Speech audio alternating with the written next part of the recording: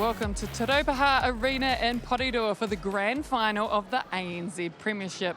It was the Poles versus surprise finalists, the Stars, and in the end it was the Poles only by 4, 52-48.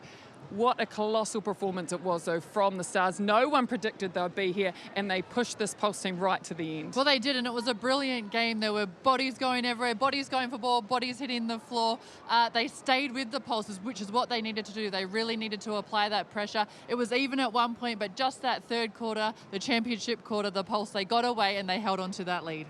And what a great 10 days or so it has been for the captain of the Poles, Katrina Rori. She's been reselected in the Silverbirds and she was MVP today.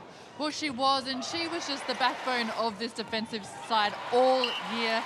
Anytime that they needed the ball, she came up with it. I think she's really grown as a leader, the partnership with Fitzpatrick. But then you've also got Berger and Claire Kirsten out the front as well. But as you said, she's had some hardships.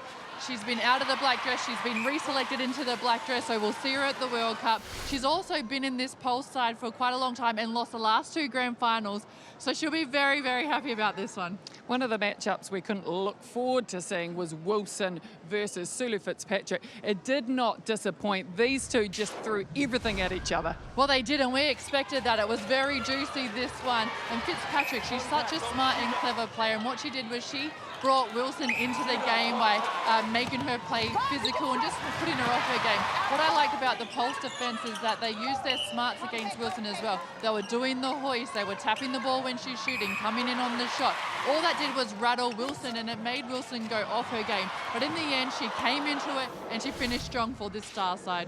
Someone else that was strong, she may have not made it into the World Cup squad. Very controversial from many. Alia Dunn, yet again we saw excellent shooting stats, and she was available whenever her meters needed. Well, she was available, and she played with both Ekanasio and Tiana Maturdo, and I think Maturdo can be happy with the work that she did. Ekanasio probably not playing the game that she wanted, but when Maturdo came on, she opened up Dunn a bit more. She split these Stars defenders, but Dunn, she was the pillar of strength for this Poles side at the back. She's so cool, she's so calm, and she just slotted those goals away. Anything they tried with her, they just couldn't rattle her, but I would have probably liked to see her change and see maybe Burley come on and challenge her.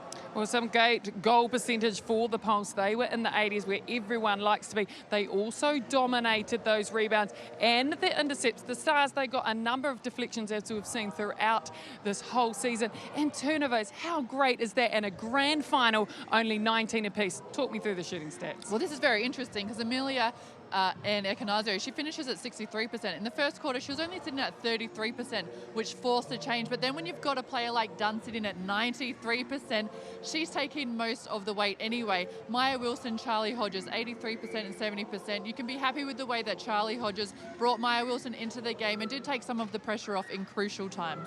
It absolutely did. Well, it may have taken them 3 attempts, but it was the Poles today. They were the victors over the Stars. It was 52-48.